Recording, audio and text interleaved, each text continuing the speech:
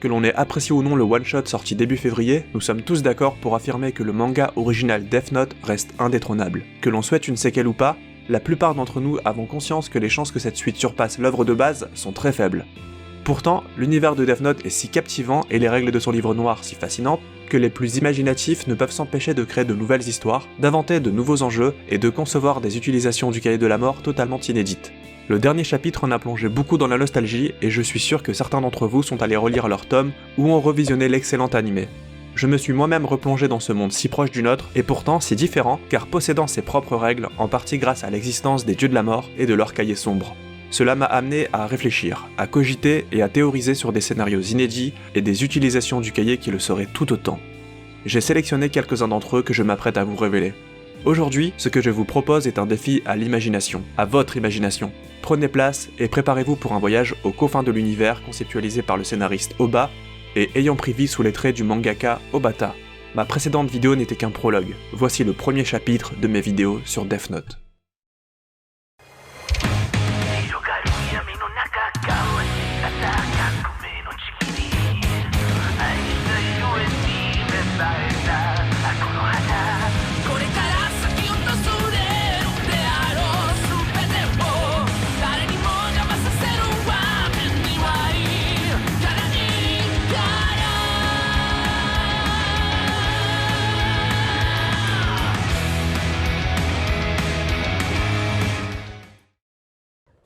La vengeance du dieu de la mort. Pourquoi le Death Note devrait tomber dans les mains d'une personne hyper intelligente ? Si Ryuk a fait ce choix, c'est parce que c'était selon lui le meilleur moyen de se divertir. Et son raisonnement tient la route, car un individu très intelligent aura moins de chances de se faire attraper par la police, et donc, de fait, de se retrouver en prison pour des décennies, ce qui, in fine, bloquerait Ryuk avec lui. Et comme il le dit à la fin du manga, ça l'ennuierait d'attendre en prison, il préférerait donc tuer le possesseur du Death Note. En choisissant un esprit brillant, il s'assure du divertissement et des pommes sur le long terme. Mais quid des autres Shinigami ? Penchons-nous sur le databook, correspondant au 13e tome sorti maintenant il y a de nombreuses années.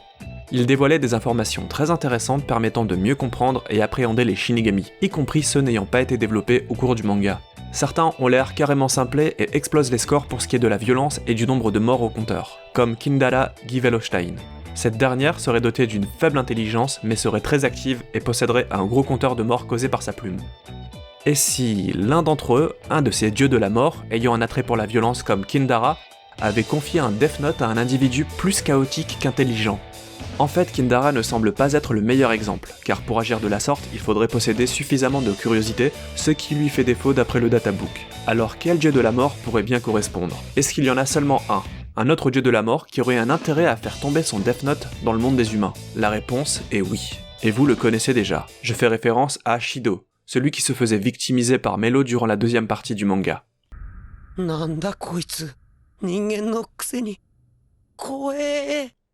Si l'on regarde ses caractéristiques, on se rend compte qu'il possède peu d'intelligence, qu'il est très curieux, très actif, peu sympathique et avec peu de meurtres derrière lui. N'est-ce pas notre candidat idéal ? Vous ne voyez pas encore en quoi ? C'est normal, attendez la suite de mon argumentaire.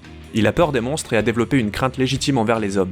Son court passage dans le monde des humains n'ayant certainement fait que renforcer son effroi. Je dirais même plus que renforcer, il est carrément possible qu'à présent il déteste les humains et souhaite se venger d'eux. En utilisant un humain comme bras droit de sa terrible vengeance ? Quelqu'un plus proche de la bêtise ordinaire dont peut faire preuve l'être humain, mais qui grâce à sa méchanceté pourrait causer des dégâts dramatiques. Imaginer un tel récit pourrait donner naissance à une histoire de prime abord plus manichéenne que ce que nous a habitué le manga, car on aurait d'un côté le méchant possesseur du cahier, son dieu de la mort vengeur, et de l'autre côté elle et son équipe de détectives, avec en twist final la révélation que le dieu de la mort derrière tous ces événements n'était rien d'autre que Shido. Car oui, durant toute l'histoire, on ne le verrait jamais directement, et on ne pourrait pas l'entendre non plus en tant que spectateur, et ce, afin de faire travailler notre imagination et nous fourvoyer sur une mauvaise piste. De plus, il mettrait du temps avant de se manifester après la découverte du cahier par l'humain, car il serait terrifié à l'idée d'avoir affaire à nouveau à eux, en particulier avec celui qu'il a choisi et qui pourrait être un gros taré. Pour corroborer ma théorie, j'aimerais vous parler d'une règle qui figure dans la partie How to Use It 4 du Death Note. Elle stipule « En général, le dieu de la mort apparaît devant le nouveau possesseur du Death Note dans les 39 jours qui suivent le premier jour d'utilisation. » Ce qui laisse une assez grande marge à Shido. Malgré son traumatisme de l'être humain, il trouverait le courage en se répétant qu'il ne peut mourir de la main des hommes et finirait par se présenter à son hôte en surjouant la figure du dieu de la mort afin d'impressionner le plus possible le possesseur du Death Note. Même si à terme, Shido finirait par comprendre qu'il a donné le cahier pas à un homme, mais à un monstre. Et sa peur des monstres, elle, est insurmontable. La révélation de sa véritable identité serait puissante, surtout si elle s'accorde bien avec l'ensemble de l'histoire et arrive au moment opportun. Ce serait aussi l'occasion de mettre le nouveau L, donc Nier, en vrai personnage principal. Ou pourquoi pas un autre personnage, soit un membre de l'équipe de police, comme Matsuda, soit un personnage totalement inédit qui aurait un lien direct avec ce criminel en possession du Death Note, un proche d'une de ses victimes peut-être. Je pourrais écrire moi-même tout un scénario sur le sujet, tellement les idées me viennent toutes seules et les possibilités sont trop nombreuses. Et la morale de cette histoire, s'il devait y en avoir une, serait qu'il ne faut pas se fier aux apparences, et que sous les traits d'un humain peut se cacher le pire des monstres.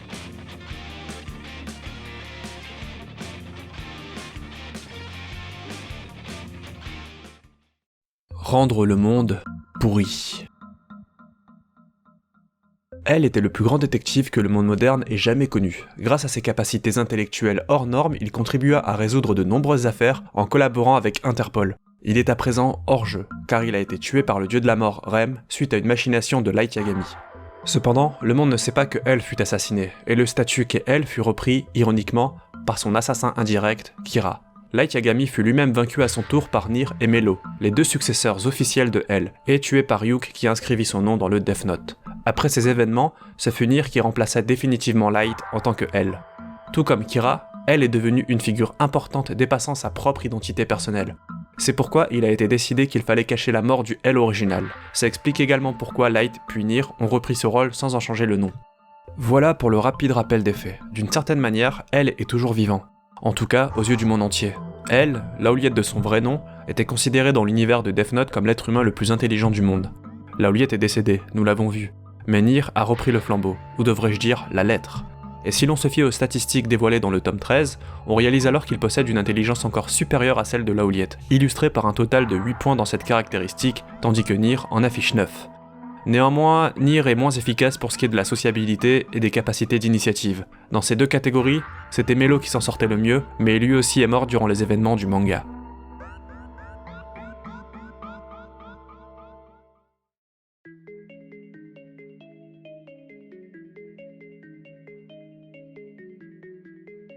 Nous nous retrouvons donc avec Nier en tant qu'ultime survivant, assumant pleinement le rôle de Elle aux yeux du monde entier. D'après les informations à notre disposition, Nier est le cerveau de l'humanité et son représentant le plus intelligent. Dans le one-shot, nous avons vu qu'elle a grandi sans avoir changé fondamentalement sa méthodologie et sa manière d'être. Il ne semble pas plus sociable ou plus entreprenant, disons. Cependant, nous ne l'avons jamais vu en danger ou poussé dans ses derniers retranchements, tout comme l'ont été Elle et Light.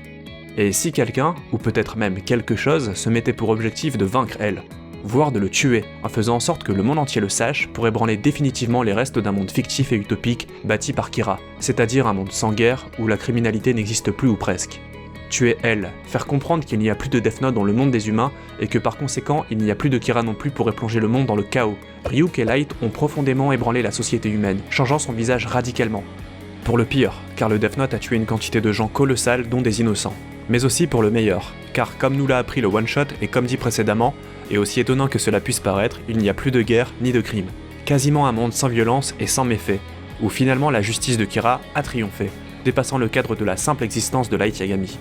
Il se pourrait que ce bouleversement ait un impact sur le monde des Shinigami, pour des raisons obscures qui échapperaient à notre compréhension humaine.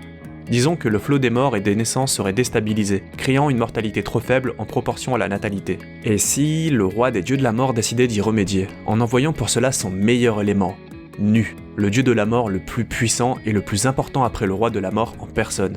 C'est aussi celui ayant la plus grande intelligence, ayant un score maximal de 10 points, surpassant des personnages humains réputés pour être les plus intelligents du manga, comme Nier, Elle ou encore Light. Nu, cette déesse de la mort, oui, elle possède un genre, utiliserait un acolyte pour exécuter un plan d'une envergure inédite dont le but serait de réinitialiser le monde et le rendre tel qu'il était avant l'avènement de Kira.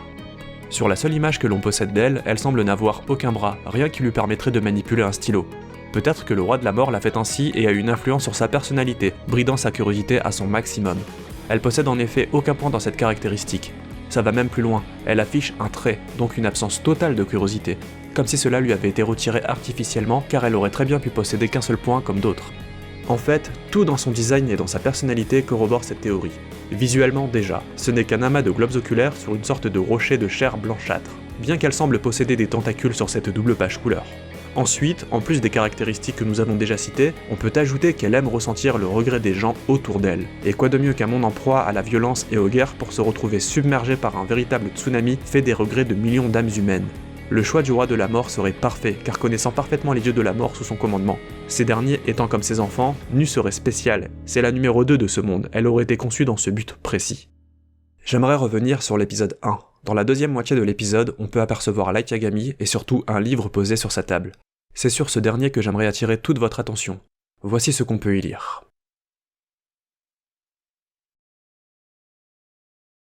Je vais pas tout traduire, mais en résumé, ça dit qu'autrefois la natalité s'équilibrait naturellement avec la mortalité des individus par un jeu de balancier. Mais les progrès de la médecine et de la technologie ont bouleversé les choses en profondeur, amenant le nombre d'humains sur Terre à plus de 5 milliards au moment où cet extrait, qui semble être de Carl Sagan, a été écrit. Aujourd'hui, on parle de 7 milliards, 2 de plus. Je ne dis pas que ce texte a été mis ici en guise d'indice pour la théorie que je viens de vous présenter, mais ce n'est pas anodin. Ce que je souhaite souligner, c'est qu'il serait parfaitement naturel qu'un roi de la mort ait une responsabilité sur le flux des âmes, car Kira, en dépit du nombre de victimes qu'il a causé pour imposer sa vision de la justice au monde entier, a en réalité contribué à l'explosion démographique.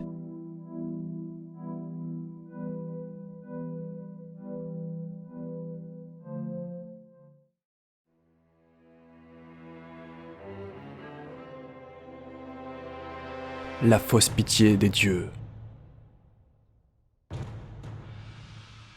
Il existe énormément de dieux de la mort, bien plus que ce que beaucoup semblent croire. Leur nombre semble dépasser le millier et de loin, il est pour ainsi dire inquantifiable, tout comme la superficie du monde des Shinigami. S'il est de taille équivalente au monde des humains, alors ce plan nous laisse imaginer un nombre dépassant le million, voire le milliard. Parmi cette infinité de Shinigami possibles, existent quelques-uns que les auteurs de Death Note ont pris soin de développer.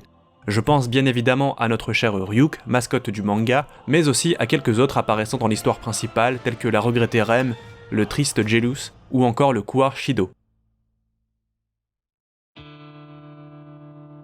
Mais il en existe d'autres, avec un nom, un visage et une personnalité propre, dont nous avons déjà fait référence au cours de la vidéo. Le tome 13, encore lui, constitue une mine précieuse d'informations pour tout fan. Si l'on observe les caractéristiques des dieux de la mort ainsi que les informations supplémentaires à leur sujet, un autre Death God sort du lot. Il s'agit de Deli Dubli, un nom un peu bizarre j'en conviens.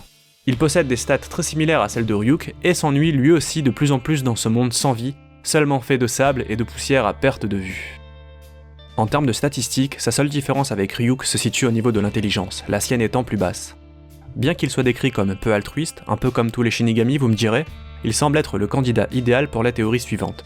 Et si un autre dieu de la mort s'aventurait dans le monde des mortels, par ennui aussi, mais avec une autre méthode? Et si son but était de s'amuser avec les règles du Death Note, essayant de jouer avec leurs limites, à commencer par celles qui concernent les yeux de Shinigami? Les mangaka Oba et Obata ont créé un règlement complet, permettant d'anticiper le plus de situations possibles, afin de pallier aux éventuelles incohérences dans leur récit. Mais le one-shot nous a montré qu'il était perfectible, et que le roi de la mort en personne pouvait à tout moment y ajouter une règle. De plus, la plupart des règles ne sont même pas exploitées. On aurait alors affaire à une double lecture de cette suite. Premièrement, un dieu de la mort qui, pour tromper l'ennui, utilise des humains en guise de cobayes afin de s'amuser avec les règles du Death Note. Et deuxièmement, des auteurs qui s'amusent avec les règles qu'ils ont créées eux-mêmes, voyant jusqu'où cela pourrait les amener. La coïncidence veut que Deli Dubli soit un dieu de la mort malchanceux, ou tout du moins peu doué dans les jeux, car il perd tout le temps dans le monde des Shinigami. L'avantage, ici, c'est qu'il ne pourrait pas perdre face à des humains.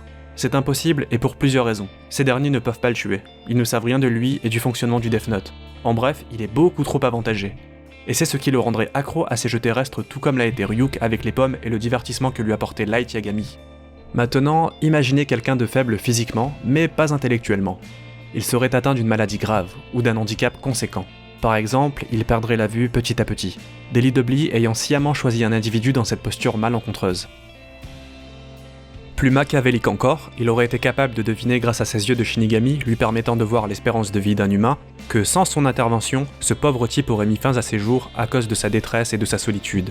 Imaginez ensuite Deli Dubli en haut d'un immeuble, tel une gargouille comme le faisait Ryuk, lâcher son rire le plus démoniaque, les yeux rouges pleins de malice, avant de fondre sur sa victime.